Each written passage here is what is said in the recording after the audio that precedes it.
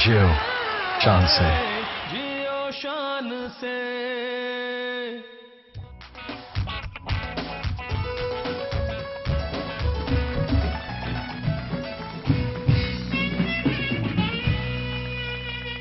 अस्सलाम वालेकुम और आइए ज़रा अपने उसी रवायती अंदाज में एक दफ़ा गुड मॉर्निंग कहने ताकि सब होश में आ जाएं सारे। Ready 1 2 good morning.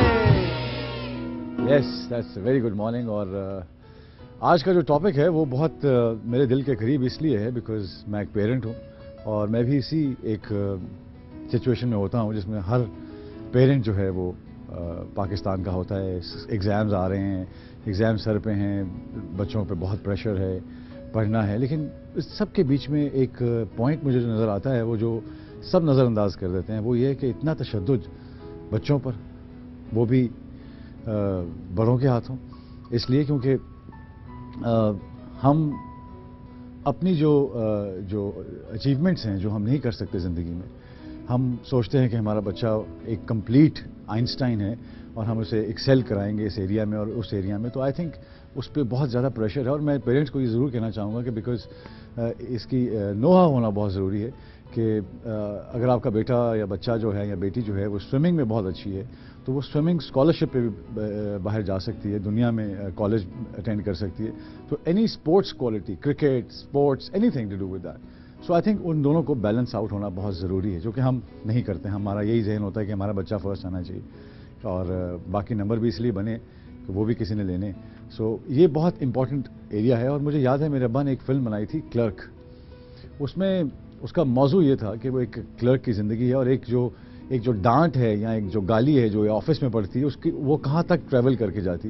तो एक क्लर्क होता है, वो ऑफिस में उसका जो बॉस होता है उसको बहुत डांटता है और वो कुछ नहीं कह सकता, वो गुस्सा पी के अपने टेबल पे बैठता है, आके वहाँ पे आके उसका दूसरा जो ऑफिसर है वो उसको डांटता है, वो फिर भी कुछ नहीं बोलता, वो गुस्सा पी जाता है।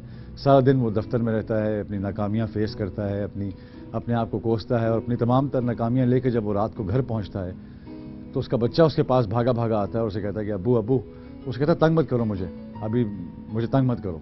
वो उसे फिर कहता है अब्बू जी मुझे एक बहुत ज़रूरी काम है, मुझे स्कूल का नया बस्ता लेना है। तो वो उस गुस्से में, इस बात को सुन के वो गुस्से में आ जाता है बाप और उसको एक थप्पड़ मार देता है। तो बच्चा ज़मीन पर गिरता है और उसे कहता है कि अब्बा जी मैंने स्कूल का बस्ता मांगा है, कोई खिलौना तो नहीं मांगा। सो कहने का मकसद ये है कि एक चीज़ जो गुस्सा या गम ट्रैवल होकर कहाँ तक आता है और जिस पे हमारा बस चलता है, जिस पे हम सबसे ज़्यादा प्यार करते हैं, उसी पे हमारा ज़्यादा बस चलता है। और बच्चा हमारे पास होता है और हम उसे पंचिंग बैग समझ के अपना बस उस पर चलाते हैं। वो एंड में वो थप्पड़ जो किसी और को पड़ना था वो एंड में आके घर में बच्चे को पड़ता है। सो आई थिंक इस तरह के बहुत से और टॉपिक्स हैं। आज हमारा टॉपिक भी यही है और हमने बहुत सी केस स्टडीज़ भी बुलवाई हैं, लेकिन उससे पहले वाइटल पियो, ज़िंदगी जियो, and let's go and watch दिन भर जियो।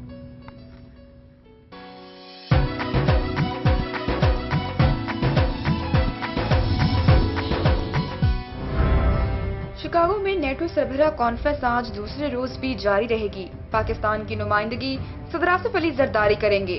कॉन्फ्रेंस में तकरीबन 60 मुल्कों के सरबराहान मुमलिकत और हुकूमत और आलमी तंजीमों के नुमाइंदे शिरकत करेंगे। तुर्क वजीर आजम तैयब उर्दगान 3 रोजा दौरे पर इस्लामाबाद में हैं। आज पार्लियामेंट के मुश्तरका इजलास से खिताब करेंगे। पाकिस्तान समेत दुनिया भर में सकाफती तनाव का आलमी दिन आज मनाया जा रहा है। इस दिन को मनाने का मकसद मुख्तलिफ सकाफतों के माबैन हम आहंगी को फरोग देना है। रवा साल का पहला सूरज ग्रहण आज होगा जो पाकिस्तान में दिखाई नहीं देगा। स्पार्को ने कहा है कि पाकिस्तानी वक्त के मुताबिक सूरज को दरमियानी रात 1:56 पर ग्रहण लगना शुरू होगा।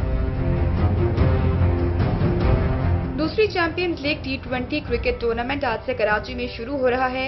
इस इवेंट में 40 टीमें शिरकत कर रही हैं। जियो सुपर चैंपियंस लीग के कई मैच बराह रास्त दिखाएगा।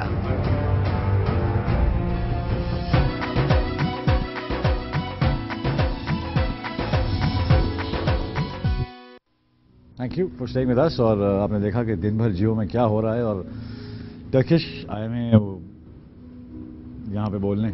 तो मेरा ये रिक्वेस्ट थी कि जाती दफ़ा वो अपना वो जहाज़ भी ले जाएं जो बिजली वाला उन्होंने दिया है हमें, क्योंकि वो चल तो रहा नहीं, ना बिजली है उसमें। उसी जहाज़ को गिफ्ट कर देना चाहिए कि आप ले लें, ये जो आपने हमें दिया था जिससे बिजली بنے گی تو میرے خیال کی بجلی بنی بلکہ اضافہ ہو گیا لوڈ شیڈنگ میں. تو آئی تھنک وہ آپ واپس لے لیں. ایک تو یہ میں ان سے ضرور کہنا چاہوں گا, میری ملاقات ہو ان سے. لیکن آج کا ٹاپک جو ہے مدیہ, آپ کو کبھی بچپن میں کلاس میں مار پڑی؟ اس قد یہ ایسا قد ہو تو کوئی ٹیچر ہمت نہیں کرتا مار. نہیں ہمت نہیں کرتا, لیکن مجھے کبھی مار نہیں پڑی. اچھا, مطلب کبھی سزا وغیرہ کوئی ایسا؟ ہاں سزا وغیرہ بہت, نیل لمبے رکھنے کی وجہ سے, باقی نہیں. لمبے نیل رکھنے کی وجہ سے سزا ملی مدیہ کو؟ وہ پہلے رکھتی تھی, ہاں اس طرح کی وجہ سے. ہاں تو کہنے کا مقصد یہ کہ سزا جو ہے وہ ضروری نہیں کہ وہ کارآمد ثابت ہو, بیکاز میں دیکھ رہا ہوں آپ کے نیلز ابھی بھی لمبے. تو I think by the end of the day it is what is more important is کہ آپ کس طرح رویہ رکھتے ہیں اور کیا رویہ آپ کا اسٹوڈنٹس کے ساتھ ہے. اور آئی تھنک چھوٹی چھوٹی جو چیزیں ہوتی ہیں, فیشن ہو گیا یا باقی چیزیں ہوگی, دیٹ پرٹیکولرلی ڈزنٹ میٹر کہ آپ اس کو, بیکاز ایک یوتھ ہے اور ویو جو اس طرح چل رہی ہے دنیا میں آج کل فیشن کی, فیس بک ہے, ٹویٹر ہے, اس کے اوپر آپ جب جاتے ہیں تو بہت کچھ آپ کو دیکھنے کو ملتا ہے. آپ کو لگتا ہے کہ دنیا میں اور بھی لوگ ہیں جو یہ سب کچھ کر رہے ہیں, تو مجھے یہ رائٹس کیوں نہیں ہیں. تو بڑا مشکل ہو جاتا ہے بچوں کو کنٹرول کرنا یا بتانا جب ان کے سامنے ایک پوری بساط بچھی ہو آزادی کی, بولنے کی آزادی اور رنگ لگانے کی آزادی, لپسٹک کی آزادی, یہ جو بھی آزادی.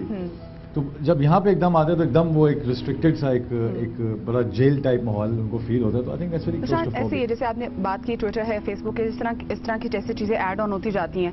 جنریشن گیپ ہے یہ بہت کم ہوتا جاتا ہے, اور پھر جہاں جنریشن گیپ کم ہو جائے وہاں ٹیچرز اور پیرنٹس کو خود سے چاہیے کہ وہ جو بچوں کو سمجھانے کا جو طریقہ کار ہے وہ ان کو خود ٹائم کے ساتھ ساتھ ان کو تبدیل کر لینا چاہیے, تاکہ بچے کو ذرا فیل نہ ہو. ایک طرف جیسے آپ نے بات کی اتنی آزادی ہے کہ آپ ٹویٹر ہے, فیس بک ہے, اور جب پیرنٹس بچے پہ زیادہ پریشر ڈالیں گے کسی بھی لحاظ سے, یا ٹیچرز ڈالیں انفیکٹ, تو وہاں بچہ جو ہے نا وہ کہیں وہ آؤٹ ہو جائے گا. لیکن میں یہ بڑی اچھی آپ نے بات کی, آپ کی جو انالیسس ہے وہ بڑا اچھا ہے, لیکن میرے 4 ہیں, میرا انالیسس ذرا سا اسٹرانگ ہوگا اس میں, ابھی آپ کا ایک بھی نہیں ہے.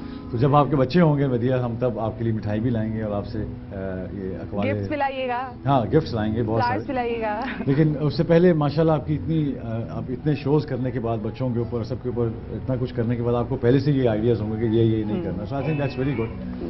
اور امریکہ میں تو ایک یو کین ڈائل نمبر 911 جس کو کال کرنے کے بعد اگر آپ کے بچے کو اسٹوڈنٹس نے یا ٹیچرز نے یا کسی بھی قسم کا یا پیرنٹس نے جسمانی تشدد کریں یا کوئی ایسی کوئی بات کریں, تو you can just pick up your phone and dial, and اس سے اس کو وہ آ کے اس کا وہیں پہ جو بھی انہوں نے پولیس آ جاتی ہے جو بھی آ جاتا ہے. اور بچوں کو بچپن سے ہی بات سکھائی جاتی ہے, اس لیے کیونکہ وہ اسکولز میں جب جاتے ہیں تو وہاں پہ ان کو پہلا جو سبق دیا جاتا ہے وہ یہ دیا جاتا ہے کہ یہ نمبر ہے, کچھ بھی پرابلم ہو آپ پلیز اس پہ ڈائل کریں. تو آئی تھنک جب ان کو ایک سیکیورٹی ملتی ہے, تحفظ ملتا ہے, تو آئی تھنک اس تحفظ کے بعد اس کی جو بہتر نشو نما ہوتی ہے اس کو پھلنے اور پھولنے اور سوچنے کا اور بولنے کا بہت سا موقع ملتا ہے. اس کو ایک آئیڈیالوجی کریٹ ہوتی ہے, اس کا ذہن میں ایک چیزیں آتی ہیں کہ میں نے کیا کس طرف جانا ہے. سو آئی تھنک آج کا یہ جو ٹاپک ہے یہ بہت امپورٹنٹ ہے, بیکاز ہم سب بچوں والے ہیں اور ہمیں یہ دیکھنا ہے کہ ہم نے اپنے بچوں کی تربیت کس ماحول میں کرنی ہے, کس طرح کرنی ہے. اور اس کے لیے ہمارے پاس بہت سے آج ہمارے پاس گیسٹ بھی ایسے ہیں, اینالسٹ ہیں, چائلڈ سائیکالوجسٹ ہیں. یہ وہ لوگ ہیں جن کو ہم سمجھتے ہیں کہ یہ اگر بیمار ہوتے ہیں آپ تو ان کے پاس جانا چاہیے, لیکن دماغ کی بیماری کا علم شاید تب ہوتا ہے جب بہت نقصان ہو چکا ہوتا ہے. سو آئی تھنک اس کے ساتھ ہمیں ہر پیرنٹ کو جو افورڈ کرتے ہیں یا جو سمجھتے ہیں یا ٹائم نکال سکتے ہیں, once a week I think you should must visit child psychiatrist, تاکہ آپ کو انڈرسٹینڈ ہو سکے کہ ہم کس ڈائمینشن میں جا رہے ہیں. امریکہ میں تو اب وہ اس دور سے ہی جب بچہ چھوٹا ہوتا ہے اس کو ڈفرینٹ کلرز دیتے ہیں, ڈفرینٹ شیپس دیتے ہیں, ڈفرینٹ چیزیں دیتے ہیں, میوزک سے انٹروڈیوس کراتے ہیں.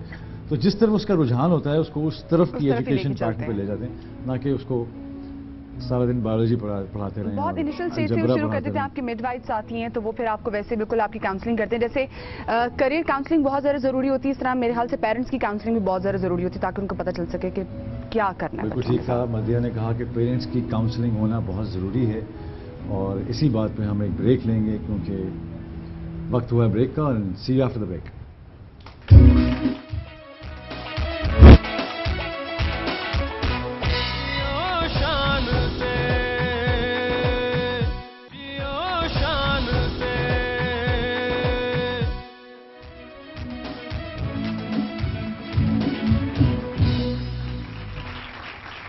Thank you for staying with us. We are back from the break. It's time for our segment, Jio Akhbar.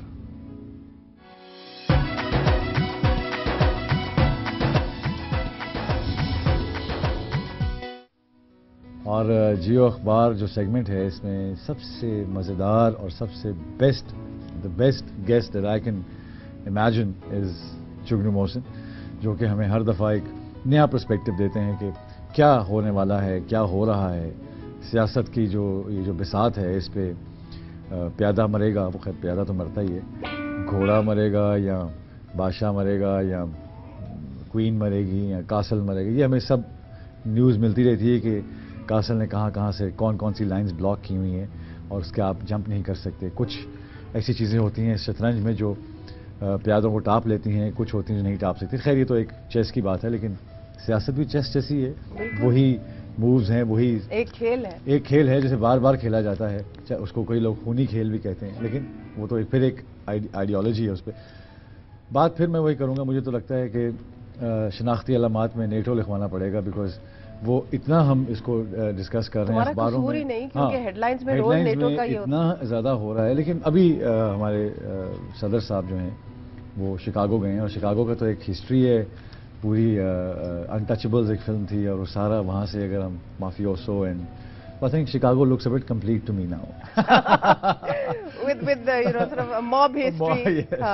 تو کہنے کا مقصد یہ کہ وہ وہاں گئے ہوئے ہیں صدر صاحب, اور نیٹو کے اوپر ہی انہوں نے بات ہو رہی ہے. اور ابھی تک کیا اس عمر رسیدہ نیٹو جو عورت ہے عمر رسیدہ ہوتی جا رہی ہے. عورت کیوں کہتے ہو؟ نہیں, بیکاز وہ ایک بوڑھا مرد بھی تو ہو سکتا ہے. بوڑھا مرد بھی ہو سکتا ہے, بالکل. اور بالکل میں اپنے الفاظ واپس لیتا ہوں, مرد بھی بوڑھے ہوتے ہیں اور عورتیں بھی ہوتی ہیں, لیکن میں چاہتا کہ ذرا مرد کی نظر میں عورت ذرا بوڑھی زیادہ پینفل لگتا ہے.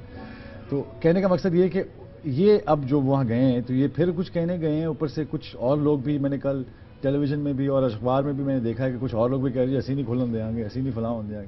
ایک نیا ایک شوشہ شروع ہو گیا. یہ جو پاکستان اور افغانستان کے لیے یہ جو کانفرنس ہے, یہ کیا امپورٹنس ہے اس کی؟ شان, یہ سوال ہے کہ یہ پاکستان اور افغانستان کے لیے نیٹو کانفرنس جو ہے شکاگو میں, اس کی کیا اہمیت ہے؟ اہمیت یہ ہے کہ جب جب سوویت یونین کو شکست ہوئی تھی 1988 میں, اور وہ جب ان کا انخلا ہوا افغانستان سے, امریکہ بھی چلا گیا. امریکہ نے پاکستان کے ساتھ مل کے یہ جنگ لڑی تھی نا, جس کی وجہ سے ہمیں یہ تحفے میں یہ سب مجاہدین القاعدہ وغیرہ پھر ورثے میں مل گئے. خیر anyway, اس وقت تو امریکہ کا وہاں سے انخلا ہو گیا تھا سوویت یونین کے ساتھ ہی, اور افغانستان ایک جسے کہتے ہیں نا ایک ویکیوم وہاں پر کریٹ ہو گیا تھا. وہ پھر ہم نے اس ویکیوم, اس خلا کو پورا کیا, یعنی کہ ہماری جو اس وقت کی عسکری قیادت تھی اور ہماری جو ایک ان کے ساتھ ایک ہمارا رشتہ تھا, ہمارا خیال تھا کہ ہمارے بالکل پیچھے ایک ہمارا صوبہ ہی ہونا چاہیے اس کو, اور ہمیں اس کے اوپر کنٹرول ہونا چاہیے افغانستان کی تقدیر پہ, افغانستان کے لوگوں پہ وغیرہ. anyway, اب اس جنگ کے بعد 2011 کے بعد جو جنگ چھڑی ہے, یہ اس کے اندر یہ بات, یہ جو واضح کرنے والی بات ہے وہ یہ ہے, اور اس میں اسی وجہ سے نیٹو سمٹ جو ہے وہ اس کی اہمیت ہے کہ جو لوگ وہاں نیٹو میں یونائٹڈ اسٹیٹس آف امریکہ ہے اور 40 ایک اور ممالک ہیں, انہوں نے فیصلہ کیا ہے کہ اس دفعہ ہمارا جب انخلا ہوگا 2014 میں, ان کا ایک پلان ہے کہ ہم نے افغانستان چھوڑنا ہے, ہماری افواج نے افغانستان چھوڑنا ہے. وہاں پر کوئی 1,30,000 1.5 لاکھ ان کی وہاں اس وقت فوج ہے موجود, کہ ہم نے ان کو چھوڑنا ہے. تو افغانستان کو اس دفعہ اس طرح نہیں چھوڑنا جس طرح پہلے چھوڑا تھا, یتیم بچے کی طرح نہیں چھوڑنا, یتیم بچے کی طرح نہیں چھوڑنا, تاکہ یہ ایک عالمی دہشت گردی کا محور نہ بن جائے. اس کو پریونٹ کرنے کے لیے, اس کو روکنے کے لیے ہم یہاں پر افغانستان کا جو ٹرانزیشنل ہے, جو اس کو جو بعد میں بننا ہے, اس کے اوپر ہم چاہتے ہیں کہ اس کے اوپر ہم پورا پلان کر کے جائیں. اس میں شان, یہ جو اب نیٹو سمٹ میں بات ہو رہی ہے, اس لیے پاکستان کا وہاں جانا اہم تھا کیونکہ وہ ہمارے ہمسائے ہیں. وہاں پر آگ لگتی ہے تو ہمسائے کا گھر تو نہیں بچ سکتا نا, ایک گھر میں آگ لگے اور اس کے ساتھ والا گھر بچ جائے. افغانستان میں آگ لگی, ہمارے لگانے کی تھی, ہم نے خود بھی لگائی وہاں پر, تو اس کے شعلے یہاں تک آئے, اس کی گرمی آئی, اور ہم بھی خود بھی تباہ برباد ہوئے افغانستان کی بربادی میں. تو خیر anyway, نیٹو کا اب یہ پلان ہے کہ افغان نیشنل آرمی جو انہوں نے بنائی ہے, اس کی اس وقت سٹینڈنگ سٹرینتھ جو ہے وہ ہے 3.5 لاکھ. اچھا, 3.5 لاکھ فوجی افغان نیشنل آرمی کا نیٹو نے اور یو ایس نے مل کے ٹرین کیا ہے, بنایا ہے ان کو, انہوں نے اکوپ کیا ہے, عام کیا ہے, یعنی کہ ان کے سارے ہتھیار ان کے ہیں دیے ہوئے, ان کی ساری ٹریننگ ان کی دی ہوئی ہے, اور اب ان کو وہ سارے جو ان کے لیے پیسے کی ضرورت ہے وہ ایک پلان بنا رہے ہیں, ہم کس طرح کہ ان کو ہم پیسہ دیتے رہیں جانے کے بعد بھی تاکہ یہ کسی طرح کمزور نہ ہو. اچھا اس افغان نیشنل آرمی میں زیادہ تر تاجک اور ازبیک ہوں گے اور کم پشتون ہوں گے کیونکہ طالبان زیادہ تر پشتون ہیں جو کہ جنوبی افغانستان میں ہے, اور شمالی افغانستان یعنی کہ ناردرن افغانستان جو ہے وہاں پر زیادہ تر تاجک وغیرہ ہیں. تو یہ بھی نیٹو نے فیصلہ کیا ہے کہ ہم وہاں پر جب انخلا کریں گے تو شمالی افغانستان میں ہم اپنے بیسز رکھیں گے, وہاں سے ڈرونز وغیرہ اڑا کریں گے, اور اگر جنوبی افغانستان میں کوئی مسئلہ ہوگا تو وہ بھی ہم اس کو اس خطے کو وہ چاہتے ہیں کہ یہیں سے ہینڈل کیا جائے, یہی آرمی ان کی سیکیورٹی میں ہو, جو ان کی اپنی اے این اے کی جو اپنی آرمی ہے وہ بھی سیکیورٹی میں رہے, یعنی کہ وہ افغانستان کو اب وہ اس طرح کر کے وہ برباد, جسے ایک مملکت تھی 1990 میں جب طالبان نے اس کے بعد وہاں پر کئی خانہ جنگی ہوتی رہی, پھر طالبان نے وہاں پر آگے اپنا قبضہ جمایا اور عالمی دہشت گردی کا ایک محور بن گیا. وہ کہتے ہیں اس دفعہ ہم نے یہ نہیں ہونے دینا اور ہم اس کے اوپر نظر رکھیں گے, ہماری بیسز ہوں گی. افغان نیشنل آرمی 3.5 لاکھ کی کھڑی ہوگی, اس کو شاید بڑھا بھی دیں, اس کو ہم پیسے بھی دیں گے, اس کو ہم ہتھیار بھی دیں گے تاکہ وہ قائم اور دائم رہے. اس کے ساتھ پاکستان کا آپ دیکھیں, جو پاکستان کا تو ہماری تو عسکری قیادت کا یہ دل تھا نا کہ جس طرح پہلے چھوڑ کے چلے گئے تھے, ہمارے حوالے کر گئے تھے, ہم جو چاہیں سیاہ سفید کریں وہی ہوتا رہے, لیکن وہ اب نہیں ہوگا. یہ ہمارے لیے اہمیت ہے. بڑی امپورٹنٹ بات بتائی, اور جہاں تک نظر کا تعلق ہے اور اتنے لوگوں کی نظر ایک جگہ پہ ہو تو پھر اس جگہ کو نظر لگ ہی جاتی. تو میرے خیال میں کچھ نظریں ایسی ہیں جو لگ گئی ہیں, لیکن انشاءاللہ کچھ صدقہ ودقہ دیں گے تو شاید یہ نظریں اتر جائیں. Don't go away, we'll be back from the break with Jugna Mohsen.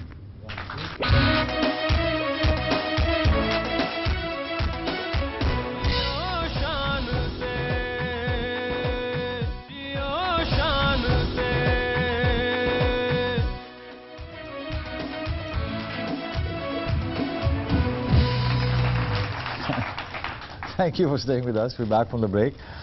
مجھے ایک تصویر دیکھ کے اخبار میں ہنسی آ گئی اور میں ضرور شیئر کرنا چاہوں گا, کیونکہ یہ ایک تصویر اگر آپ دیکھ سکتے ہیں, ڈاکٹر فردوس عاشق ایوان ہیں اور یہ ایرانی جو پریزیڈنٹ ہے وہ ہنس رہے ہیں کسی بات پہ اور یہ پریشان ہیں کسی بات پہ.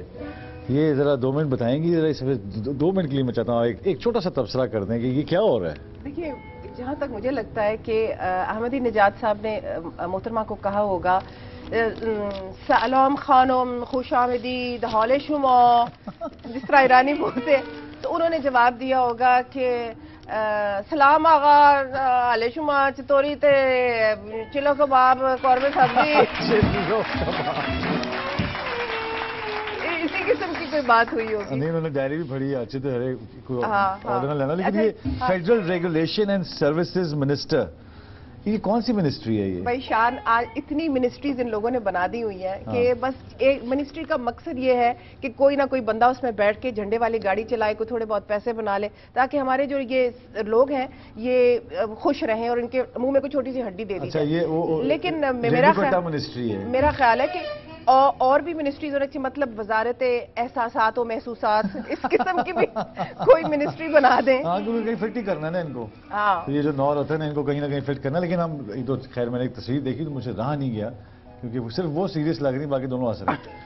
صرف کہنے کا مقصد یہ ہے کہ جس میں ہم آ رہے تھے, یہ جو گلاک GLOC جو line ground lines of communication جو نیٹو سپلائی روٹ کا ٹیکنیکل نام ہے, اور مزے کی بات ہے گلاک گن کو بھی کہتے ہیں. لیکن صرف میں یہ پوچھنا چاہ رہا ہوں کہ اس کا چھوٹا سا مجھے بتا دیں, کیونکہ اینڈ کیا ہوگا اس کا, کہ کیا یہ کھل جائیں گی, یہ کیا ہوگا. کچھ لوگ کہہ رہے نہیں کھلنے دیں گے, ہم یہ کر دیں گے, وہ یہ کیا مطلب, مجھے پہلے سوئے ہوتے ہیں یہ لوگ جو آپ کہہ رہے ہیں نہیں بند کھلنے دیں گے, اب کیا ہونا ہے اس کا. جی آج آ کے جی لاک جو ہے یہ نیٹو سپلائی روٹ یہ کھل تو جائے گا, لیکن ہمارا پرابلم یہ ہوتا ہے کہ ہم ہر کام آخری وقت پہ کرتے ہیں, اس وقت کرتے ہیں جب ہمیں اس کا کوئی فائدہ بھی نہیں ہوتا. وہی جو ہے نا وہ 100 چھتر 100 گنڈے والی جو ایک کہاوت ہے کہ آپ کام اس وقت کریں جب اس کا آپ کو سب سے زیادہ فائدہ ہو. اب آپ بیٹھے ہوئے ہیں, وہ لوگ کہہ رہے ہیں کہ پریزیڈنٹ اوباما زرداری صاحب کے ساتھ ملاقات نہیں کریں گے کیونکہ آپ نے ابھی اس پہ فیصلہ نہیں کیا. بات کہاں اڑی ہوئی ہے؟ بات یہ اڑی ہوئی ہے کہ اس وقت ہم ان کو $250 فی ٹرک دے رہے ہیں, وہ ہمیں دے رہے ہیں $250 فی ٹرک. ہاں, ہم $5000 اب مانگ رہے ہیں. دیکھو $250 دے رہے ہیں وہ فی الحال فی ٹرک کے جانے کا وہاں پر. ہم کہہ رہے ہیں کہ پاود آؤ, کہ اتنا بڑھاؤ کہ $5000 کم از کم ایک ٹرک کا ہو. وہ کہتے ہیں سوال ہی پیدا نہیں ہوتا, ہم تو یہ نہیں کرنا چاہتے. اچھا, اس کے علاوہ وہ آپ کو کولیشن سپورٹ فنڈ بھی دے رہے ہیں $1 बिलियन यानी कि $1 अरब जो आपकी अब बजट में ऑलरेडी आपके वजीर खजाना बिल्ड इन कर चुके हैं। अच्छा, वो अपने लोग अब आज ही खर्च भी कर लिया है। नहीं थे चुके पहले हाँ, अभी मिला।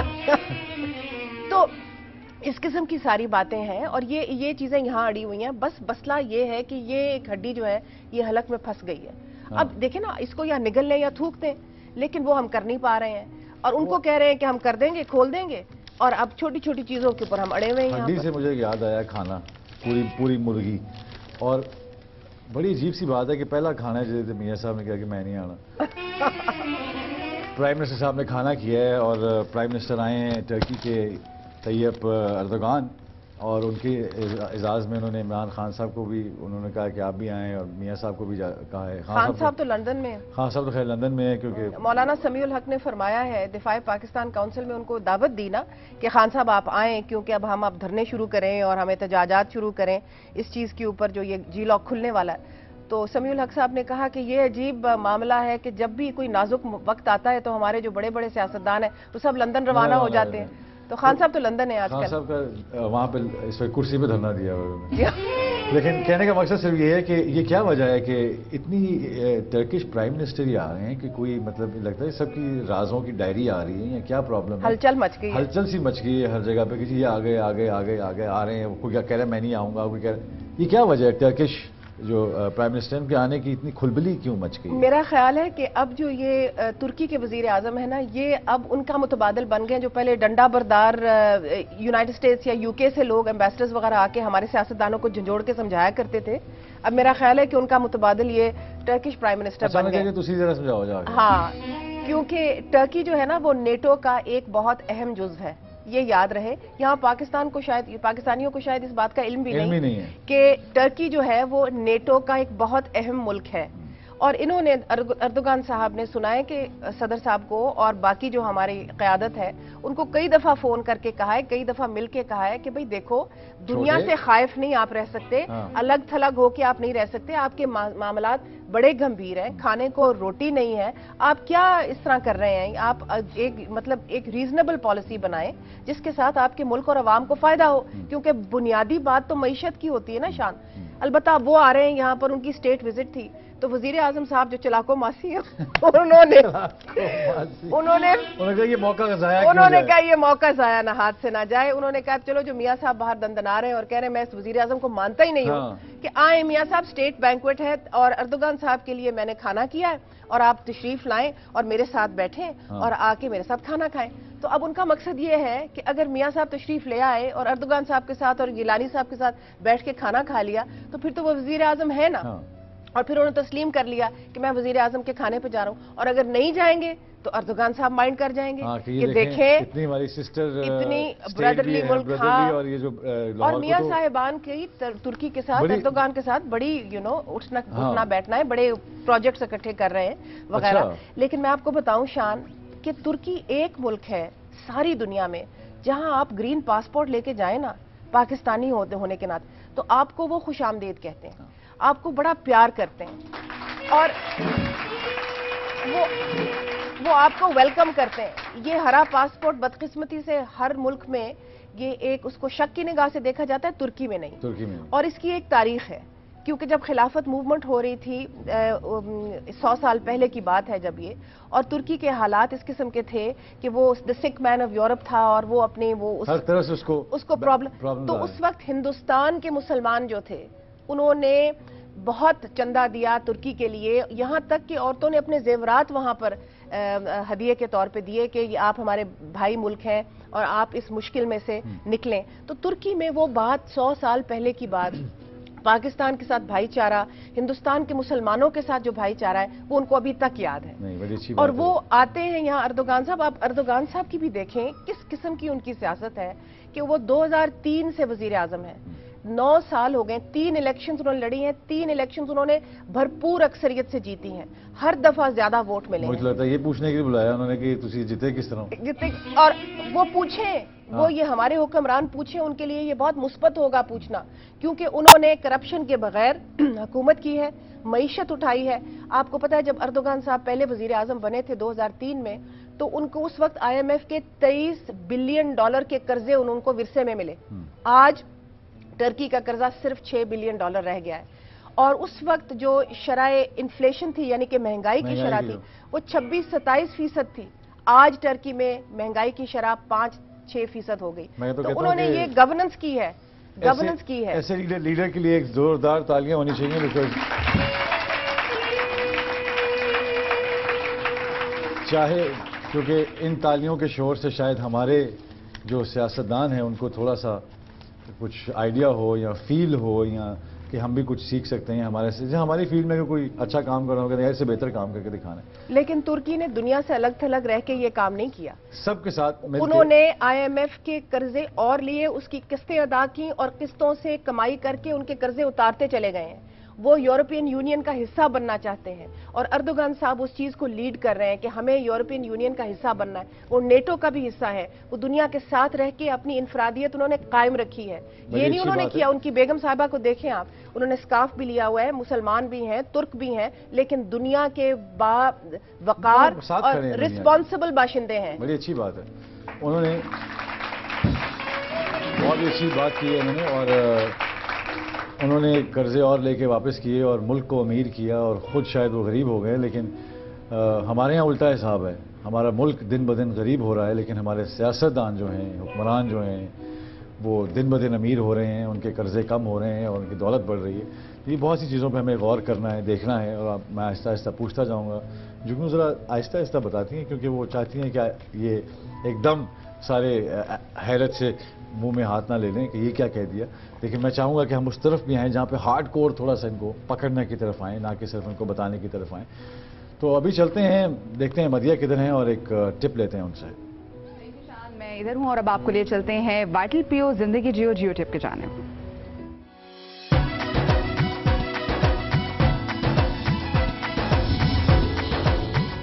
आज की टिप है अच्छी स्किन के लिए। आजकल तरबूज मार्केट में निहायत ही शानदार आए हुए हैं। आप तरबूज का पल्प बनाइए और इस पल्प को अपनी स्किन पर 20 मिनट के लिए अप्लाई कीजिए और उसके बाद अपना फेस वॉश कर लीजिए। आपकी स्किन फ्रेश हो जाएगी, ताज़ा हो जाएगी और इसके अलावा लगे हाथ ये तरबूज खा भी लीजिएगा। मेटाबॉलिज्म आपका फास्ट कर देगी और साथ में आपकी कैलोरीज भी कट डाउन करेगी। यहाँ पर लेंगे एक ब्रेक और जो ब्रेक के बाद हम वापस आएंगे तो हम आपसे किचन में मिलेंगे।